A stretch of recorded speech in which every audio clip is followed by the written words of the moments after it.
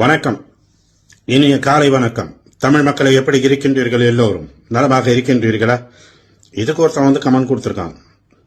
இது என்ன ஒரு வணக்கம், இது என்ன ஒரு தமிழ் மக்களே? இதை கேட்டுட்டு அவனுக்கு கடுப்பாகுது. கதறுங்கடா கதறுங்கடா, எப்படி கதற முடியுமா கதறுங்கடா. இன்னொருத்தன் கதமன்னு சொல்லியிருக்கான். சரியா, லாட்ஜில் இருக்கிறவள கல்யாணம் பிடிச்சிட்டு, நான் லாட்ஜில் இருக்கிறவள கல்யாணம் முடிச்சாலும் 4 பிள்ளைங்களை ஆம்பளை பிள்ளைங்களை பார்த்து 4 பேரையும் நல்லா மாதிரி படித்து 2 இன்ஜினியர் 2 டாக்டர் இருக்காங்க. சரியா, உங்கள மாதிரி ஒரு அரசியல்வாதி இருக்கான். சரியா, 7 தடவை கருக்கலைப்பு செஞ்சுட்டு அது விலை மாதுன்னு சொன்னான். ஒரு விலை மாதுக்கு 7 தடவை கருக்கலைப்பு சொன்னா அதுதான் அவமானம். சரியா, போங்க போய் ஓரமா போய் விளையாடுங்க. Anyway we will come to the subject now. இந்த சட்டை சபையில சரியா நேரலையை கட் பண்ணிட்டு நடந்த அமளி துமளிகள். ஏன் சட்டசபையில நேரலையை கட் பண்ணீங்க? நம்ம மானம் கப்பல் ஏறக்கூடாதுன்னு தான். அண்டை மாநிலங்களுக்கு நம்மளோட மானம் கப்பல் ஏறக்கூடாதுன்னு தான். அடே, உங்களோட வாதம் திமுகடையும் மற்றவங்களுடைய வாதம் டிவிகேக்கு ஒன்னும் தெரியாது. முதலமைச்சருக்கு பேச மாட்டார், முதலமைச்சருக்கு ஒன்னும் செய்ய மாட்டார். நீங்க ஏன் ஆடுறீங்க? அதை எக்ஸ்போஸ் பண்ணுங்க. லைவ் தானே போயிட்டு இருக்கு சட்டசபையில. முதலமைச்சர் பேசுறாரு, முதலமைச்சர் கேட்கிற கேள்விக்கு பதில் சொல்றாருன்றதை எக்ஸ்போஸ் பண்ணுங்க. அப்போ டிவிகே என்ற ஒரு கட்சி தன்னைத்தானே கீழே விழும். அப்போ நீங்க ஆட்சிக்கு வரலாம். நீங்க ஏன் சட்டசபையை நடத்த விடாம பண்றீங்க? சட்டசபைக்குள்ள வரப்போக்குள்ள நீங்க பிரச்சனை தான் பண்ணணும்ன்றது, நீங்க ஏற்பாடோடு தான் வந்திருக்கீங்கன்றது, நீங்க கருப்பு பேட்ஜ் அணிஞ்சு வந்ததும் அந்த சரியா போஸ்டர் தூக்கி கொண்டு வந்ததும் தெரிஞ்சு போச்சு. இன்னைக்கு சட்டசபை நடக்காது, வேற எதுதான் செலவு பண்ண. இதைத்தான் உங்க தாத்தன் காலங்காலமா செய்யறான். கலைஞர் காலத்துல இருந்து இதுதான் நடக்குது. அதை லிஸ்ட் போட்டு சொன்னேன்னு சொன்னா இன்னைக்கெல்லாம் உட்காந்து பேசிக்கிட்டு இருக்கலாம். சரியா, செத்தவனை பத்தி வம்பு இழுக்கிற மாதிரி இருக்கும்.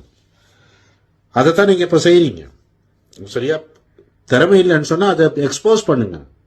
எக்ஸ்போஸ் பண்ணி லைவ்ல போயிட்டு இருக்கு, எக்ஸ்போஸ் பண்ணீங்கன்னு சொன்னா அதுல தெரிஞ்சு போகுது என்ன இருக்கு என்ன இல்லைன்னு. நீங்க ஏன் பயப்படுறீங்க? நீங்க ஏன் பயப்படுறீங்கன்ற எங்க உங்களோட பட்ஜெட் தாக்கல் பண்ணிட்டா அதெல்லாம் செஞ்சுட்டோம்னு சொன்னா எங்க உங்களோட அம்பளி தும்பளியெல்லாம் வெளியில வந்துடும் பயமோ? ஏன்னா நீங்க சொல்லிக்கொண்டு திரியுறீங்க 6 மாசம் இந்த ஆட்சி நீடிக்காதுன்னு. சரியா, நீங்க செய்யறதால நீங்களே எக்ஸ்போஸ் ஆகுறீங்க. விடுங்க, டிவிக்கு தகுதியற்றதுன்னு சொல்லி அவங்களே எக்ஸ்போஸ் பண்ணுங்க. அவங்களே உணர்த்தட்டும். அதை மக்கள் பார்த்துட்டு இருக்காங்க, மக்களுக்கு தெரியுது. மக்கள் முதல்ல மாதிரி இல்ல. நீங்க முட்டாளாக்கி வச்சிருந்தீங்க இத்தனை வருஷமா, 60-70 வருஷமா தமிழக மக்களை முட்டாளாக்கி வச்சுட்டு சுரண்டி திருந்தீங்க. சரியா, அந்த மாதிரி இல்ல. மக்கள் இப்ப நல்ல விழிப்போடு இருக்காங்க.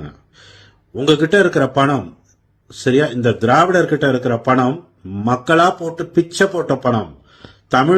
தமிழ்நாட்டு மக்களிடமிருந்து சுரண்டி எடுத்த பணத்துல நீங்க கொழுத்து கும்மால் அடிச்சு கொண்டிருக்கீங்க. புரியுதா? கொழுத்து கும்மால் அடிச்சு கொண்டு போயிருக்கீங்க. எதுல நீங்க ஊழல் பண்ணல? ஊழல் பண்ணாத ஒரு விஷயத்த சொல்லுங்க.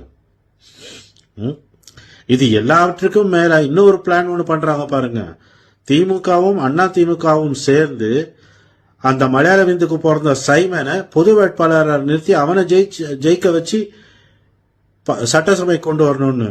அடே, இதுலயே தெரிஞ்சு போச்சு நீங்க கையாளாதவங்க. உங்களுக்கு வாய்ஸ் போயிட்டு தமிழ்நாட்டுல.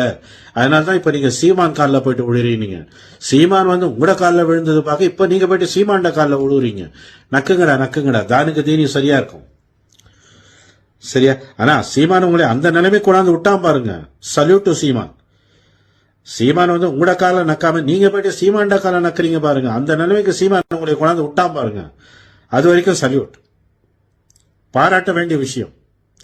ஹேண்ட்ஸ் ஆஃப் டு யூ சீமான். நல்லா இருக்கு. என்ன சீமான், உன்ட கட்சியில இருக்கிற ஒருத்தன் புறம்போக்கு பரதேசி ஒருத்தன் வெள்ளை அறிக்கைன்னு கேட்டுட்டு இருக்கேன். நான் 3 வருஷமா கேட்டு இருக்கேன்டா அவன்கிட்ட. புறம்போக்கு, அடே பரதேசி, மலையாள இதுக்கு பிறந்தவனே, பொய்யாமொழி புலவர். 3 வருஷமா கேட்டுட்டு இருக்கோம். உன்ட கட்சியில தலைவர் யார்? திரள் நிதியை நீங்க வாங்கி கட்சி நடத்துறீங்க. அதுல வெள்ளை அறிக்கை சப்மிட் பண்ணு. கட்சியுடைய பொருளாளர் யார்? இதெல்லாம் நான் கேட்டுட்டு இருக்கேன். அவங்ககிட்ட சொல்லு, நீ கத்துக்குட்டி. சரியா, ஒருத்தன் 3 வருஷமா கேட்டுட்டு இருக்கான், நாங்க கொடுக்கல, நீ கேட்க போறேன்னு சொன்னா அவன் இன்னொரு விதமா கேட்பான். ஆமா, கெட்ட வார்த்தையில கேட்பேன். சரியா, மயிறு எண்ட பின்னால யாரும் இல்ல அழுவுறதுக்கு உட்காந்து. சரி, என்ன வேணாலும் நடக்கலாம். சரியா? இன்னைக்கு நான் சென்னையில் இருக்க வேண்டியது என்னை தடுத்து நிறுத்திட்டாங்க. நேற்று டிக்கெட்டை புக் பண்ணி இன்னைக்கு சென்னையில் என்ன தடுத்து நிறுத்திட்டாங்க. நாங்கள் நிலவரம் சொல்லிட்டு திங்கக்கிழமை சொல்றோம் சார் அப்படின்னு. என்ன பண்ணி வச்சிருக்கீங்கன்னு எனக்கும் தெரியும். பெரிய கதறல்னா, பெரிய கதறல். கதறுங்கடா, இன்னும் கதறுங்கடா. என்கிட்ட ஒரு வீடியோ பார்த்துட்டு நீங்க கதறீங்கன்னு சொன்னா கதறுங்கடா, நல்லா கதறுங்கடா, கதறணும். சரியா? கொஞ்சம் மக்களை நீங்க நல்லா நோட் பண்ணி பாருங்க. என்னுடைய சகோதரிகள், டிவிகேல இருக்கிற சகோதரிகள், சரியா, சகோதரர்மார், தம்பிமார், தங்கைமார், அவங்க போடுற ஒரு பதிவுக்கு பதில் போட இயலாம கெட்ட கெட்ட வார்த்தையா போடுறாங்க. ஆனா கெட்ட கெட்ட வார்த்தையா போடுறவன்கள் ஐடி உங்களுக்கு போயிட்டு செக் பண்ணி பாருங்க. அவன் எந்த கட்சியை சார்ந்தவனா இல்ல எதை சம்பந்தப்பட்டிருக்கானான்னு சொல்லி ஐடென்டிபிகேஷன் இருக்கான்னு சொல்லுங்க. அட்லீஸ்ட் போடுறவன்ட முகமாவது தெரியுதான்னு பாருங்க. போடுறவன முகமாவது தெரியுதான்னு பாருங்க. தெரியாது. அடே, டிவிகேல இருக்கிற என்னுடைய சகோதரிகள் தைரியமா வந்து பேசுறாங்க. தைரியமா வந்து முகத்தை காட்டி பேசுறாங்க. உங்களுக்கு சரியா டக் டேஷ் டேஷ் டேஷ் திராணி எந்திரிச்சுன்னு சொன்னா என்னுடைய சகோதரிகளும் தம்பிமார்களும் தங்கைமார்களும் பேசுற மாதிரி நீங்களும் வந்து தைரியமா முகத்தை காட்டி பேசுங்க. இன்னார்தான் நான் சொல்லி முகத்தை காட்டி பேசுங்க. அதுக்கு துப்பு இல்லாதவன்கள் உங்களுக்கு எதுக்குடா கமெண்ட்? உங்களுக்கு எதுக்குடா ஆம்பளைன்ற ஒரு தகுதி?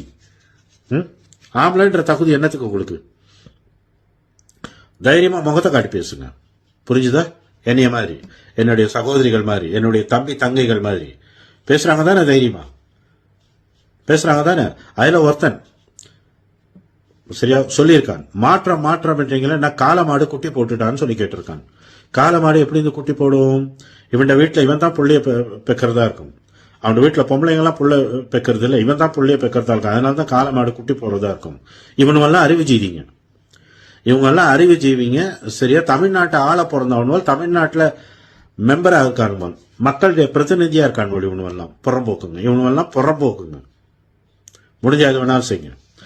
மீண்டும் சந்திக்கலாம் நண்பர்களை. இதுல வந்து எவன் கமெண்ட் பண்ண போறான்னு தெரியாது. அசிங்கமா கேட்க போறேன்.